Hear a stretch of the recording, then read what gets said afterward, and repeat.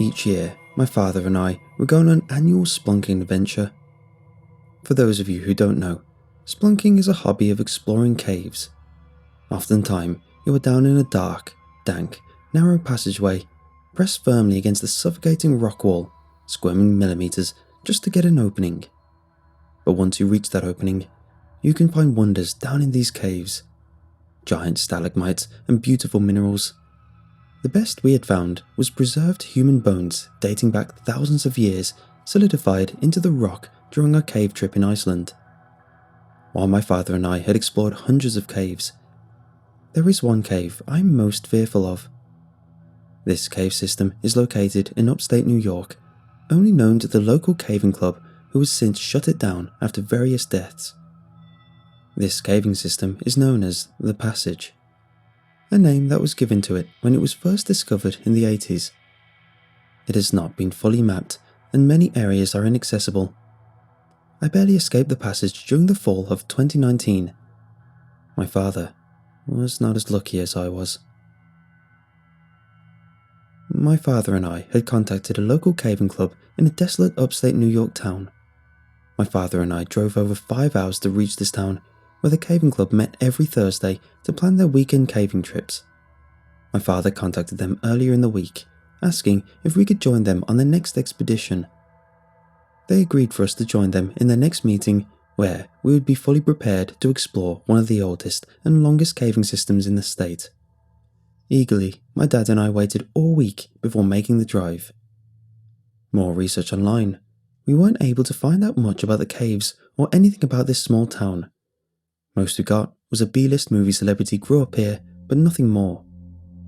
Thursday morning hit, and in the early hours we packed our bags and made the drive. The drive upstate during the fall was beautiful, the leaves changing to vibrant oranges and yellows. A cool breeze was sweeping in. I nervously tapped my finger on a caving helmet the whole time, something I did before every new cave. Shot me his soft smile and told me to relax. It was the same smile that he gave me on my first caving trip at 10 years old, the start of my new hobby. As a child, I suffered from claustrophobia, an intense fear of tight and crowded places. Dad, always the caring one, wanted to help me. What better way to get over the fear of a crowded place than to deliberately crawl into a narrow and dark passageway? Well, during that summer trip to my first cave, the panic really set in. Dad disappeared into a seemingly impossibly tight passageway on the floor, slipping into the darkness. I heard his voice echo from within the passage, calling for me. I stood alone in the dark cave, hearing the dripping of water and scurrying of spiders around me. I shakily crawled up to the mouth of the passage, feeling the dry lump in my throat bulging out.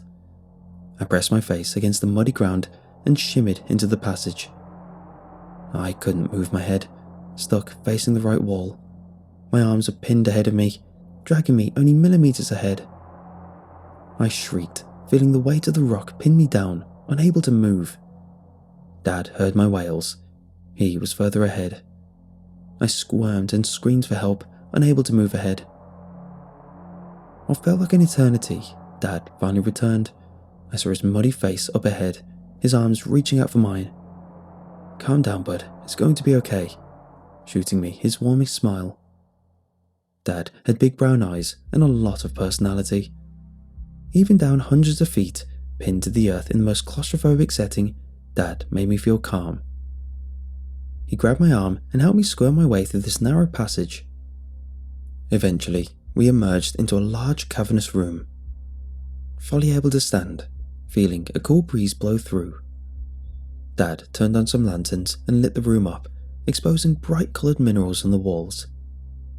It was truly beautiful, and after that trip, my claustrophobia was swept away.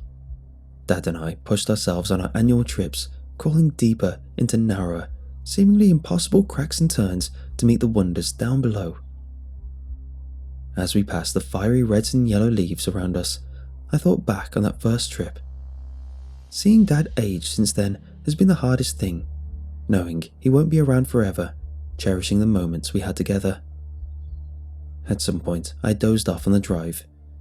Dad lightly tapped me on the shoulder, waking me. We were parked in a gravel lot, in front of an old yellow building. A sign was out front, poorly kept, which read, Pine Valley Spelunking Community. The building was dark, the sun was barely rising. We had a couple more hours before they opened. Dad cracked the window, letting in the soft breeze. As he sipped his coffee, I closed my eyes for some much-needed rest before the trip. The rising sun was a beautiful alarm clock. As I rubbed the sleep from my eyes, Dad dropped my caving helmet on my lap and headed out the door in a hurry. As my vision cleared, I could see he was talking to a man that had just pulled up in a dirty green Jeep. Dad looked over his shoulders. He seemed strange. He reached into his pocket and handed the man something, who placed it in his rear pocket. I stumbled out of the car, helmet in hand, as Dad waved me over. The three of us headed inside the building. The man in the Jeep was named Carl. He was about 60-something years old, lots of loose skin on his face and stringy grey hair that fell down his face. He shook my hand with a dainty squeeze before leading us to a table with a worn-out map.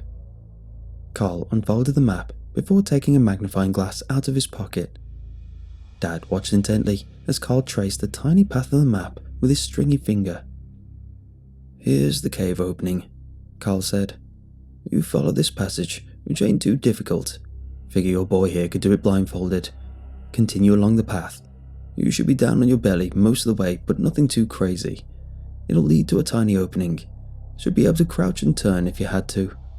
Once you're in the opening, look down for the next passage. This one's going to get a little narrower." As Carl explained the route to us, Dad seemed nervous, biting his lip the entire time Carl was speaking.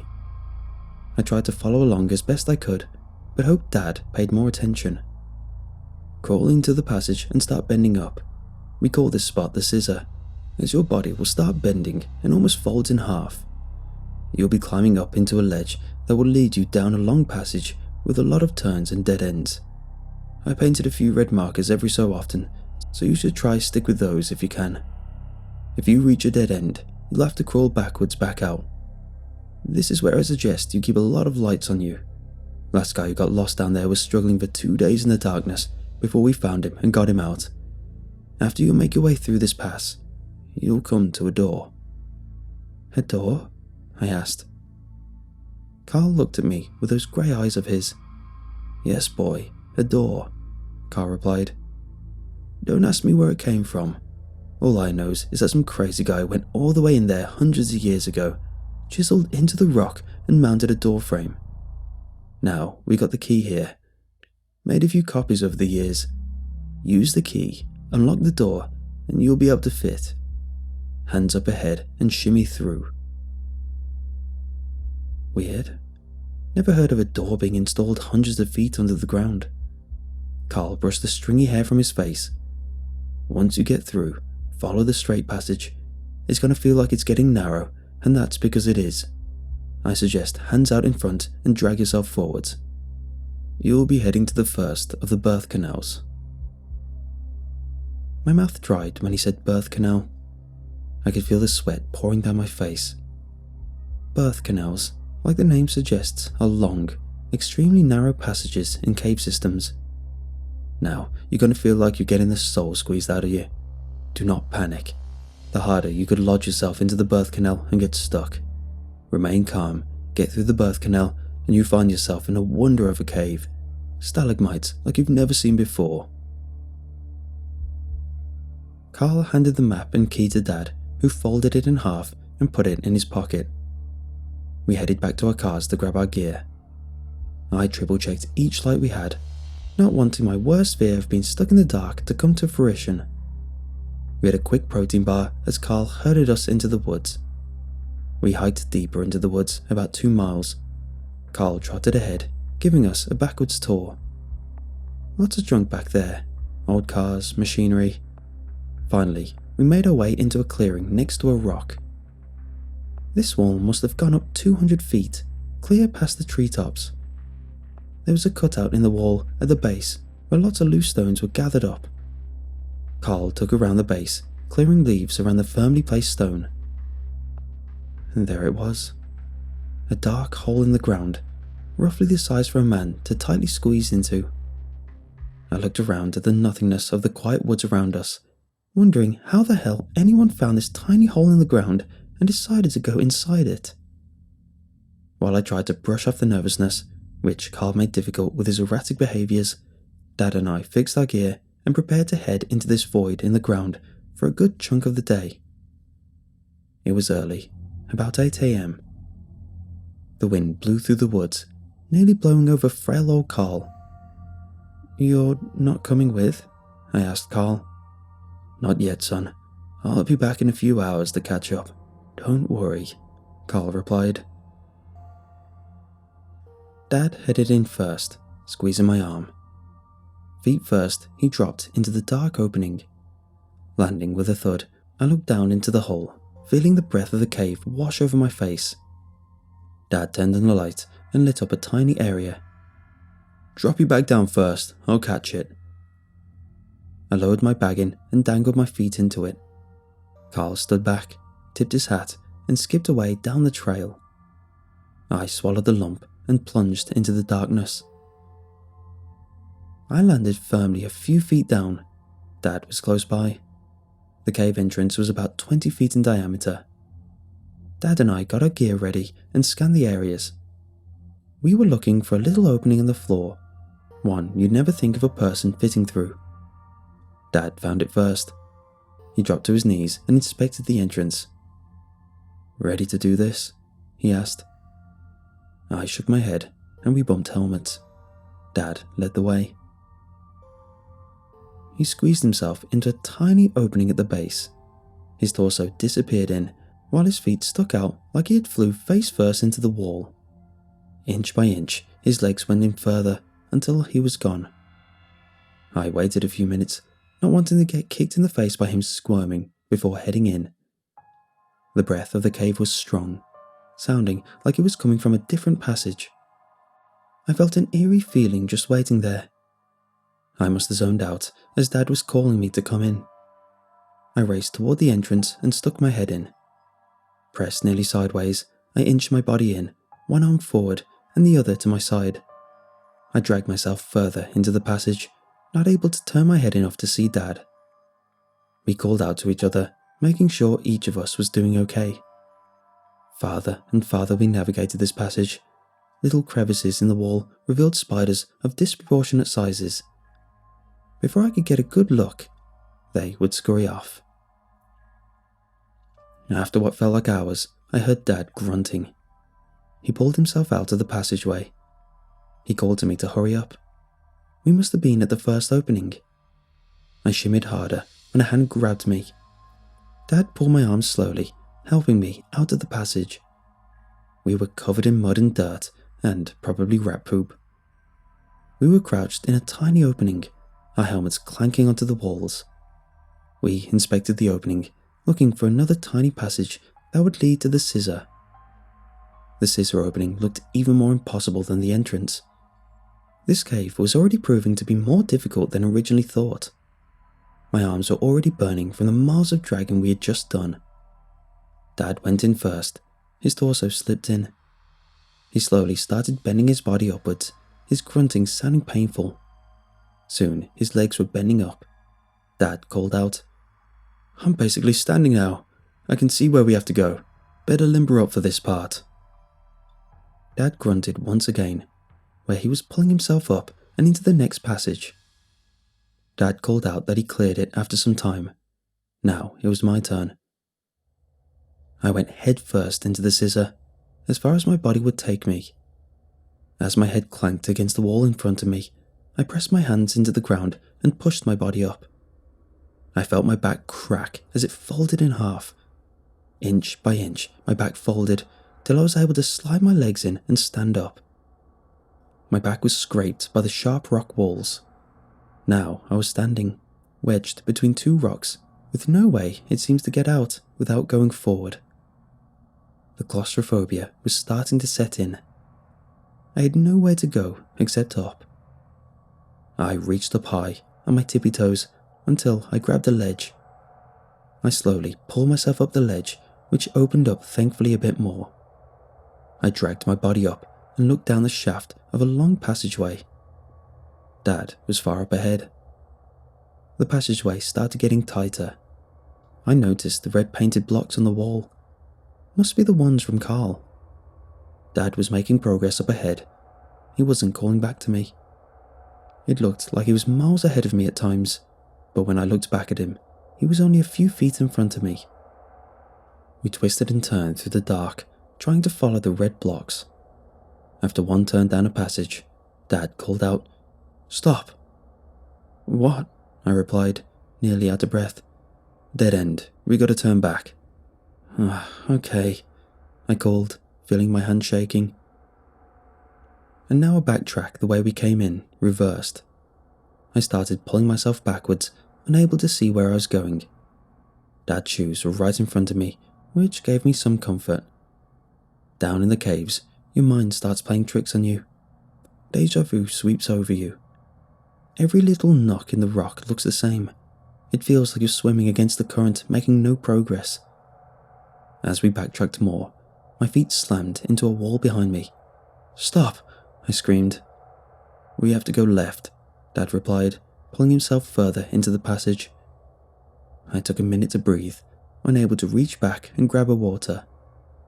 My mouth was deathly dry, feeling like it was lost in the desert. I rested my heavy head in my arm, which was quickly falling asleep, wondering why the hell I do these things. As I picked my head up, Dad was nowhere to be seen. "Dad?" I called out, hearing my voice echo through the 3 passageways ahead of me. 3 options before me, like forks in the road. We just came from the far right one.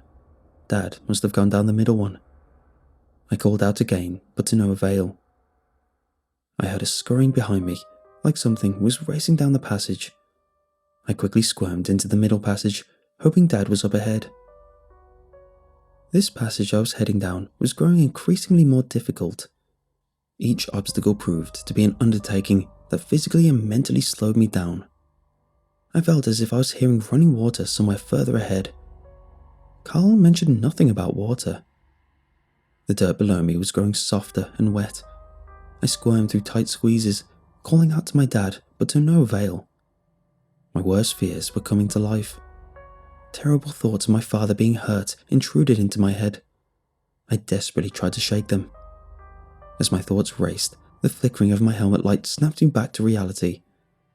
There was nothing more unnerving than being in pitch black darkness, not a sound to be heard, wedged between unmovable rocks. My stomach nearly dropped outside of my body when my light went out.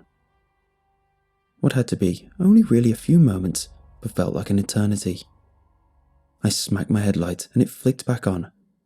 I crawled forwards once again, feeling my heart beating through my chest but pressing hard into the ground. My back ached fiercely, trying hard to stretch it, only to be blocked by the rock above me. That squeezing feeling was really setting in, like I was crawling deeper and further into a narrow passageway, only to find a dead end and unable to crawl back out. I moved through a wider squeeze that brought me further down in elevation.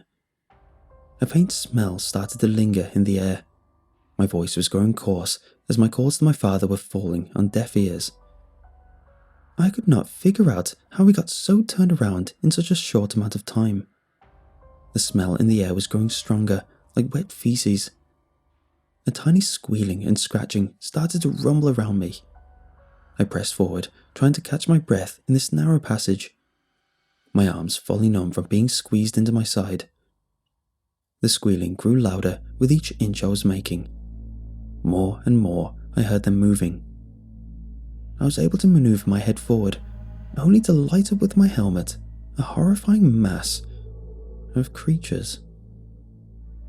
A mass of rats lay before me, crawling all over each other, huddled together. The squealing sounds they made as they started crawling closer to the light of my helmet. I let out a yelp, desperately calling for my dad as I started shimmying backwards. The rats pressed up against me, squirming their way, trying to get past me. I pressed my face into the mud, hoping they would pass quick. They came in waves, feeling their tiny feet and whiskers up against me. As the initial wave passed, I frantically started shimmying backwards out of their den. The rats eventually thinned out and I lost sight of them. While I frantically backpedaled out of their den, the toll of poor manoeuvring through the passages left its marks on my body. My suit was torn in a few spots, where my skin was rubbed raw and bleeding in some areas. I somehow made my way to the fork in the cave when I started hearing movements behind me. With enough space in this area, I bent my body in such a way that I was able to fully turn around. My light shined down the initial tunnel we had originally came from. I prayed it was Carl, coming to show us the way out of here. As the sound grew stronger, my father emerged from the darkness. "Dad?" I called out, utterly confused. "Boy, am I happy as hell to see you," Dad replied, nearly out of breath. "How the hell did you get behind me?" I asked. Dad stopped for a minute. His head was beading with sweat, as was mine. The cave system let out a long breath as a cool wind blew past us. "I'm not sure what the hell is going on here, son. I can't seem to get us to the birth canal." "Well, we know the right passage is no good. I just came from the middle one, which was a dead end. A nest of rats met me right at the end," I shakily replied. "You came from the middle one? Are you sure about that?" Dad questioned. I scoffed back. "Yeah, I'm pretty sure. No way in hell I'm going back down there either." "Son, I went down the middle passage," Dad replied in a monotone voice. "Well, how did you get behind me then?" My mind was really playing tricks on me at this point. I couldn't even tell you which way was up. Dad wiped the dirt from his pale face. "I can't explain it either, Henry. All I know is that we can turn back around here and call it quits, or try the left passage, see if we can make it to the birth canal and into the cavern that Carl said is so magnificent and complete our route." Dad made that second option sound a bit more desirable. Besides, when the going gets tough, the tough get going. We only had one passage before us. I guess it was our bad luck that we chose the incorrect passages the first time round. So, we agreed to press forward towards the left passage, with me leading the way.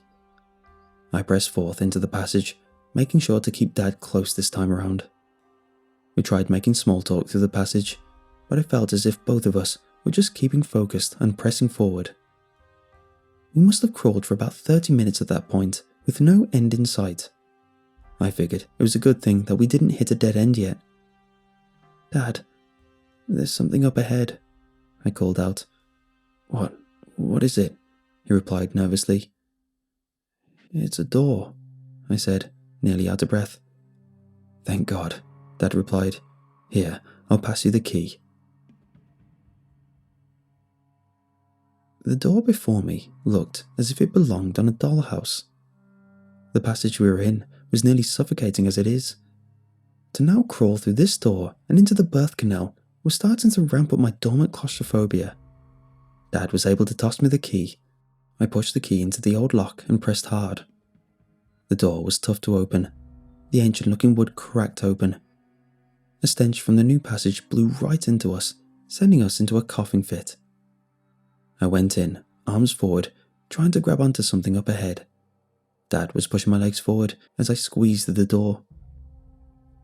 I felt the hardwood scrape against my back, crushing my ribs with each inch. Dad grabbed my leg as I moved forward, helping him drag himself through it. Dad let out equally painful screams. He was a larger guy than I was, so for him to get through that door must have hurt something fierce. What the door led us into was not any more inviting. Immediately, the passage before us was narrowed into seemingly impossible widths.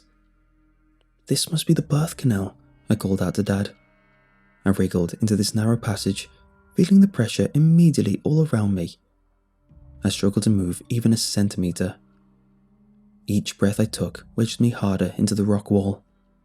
I was unable to move.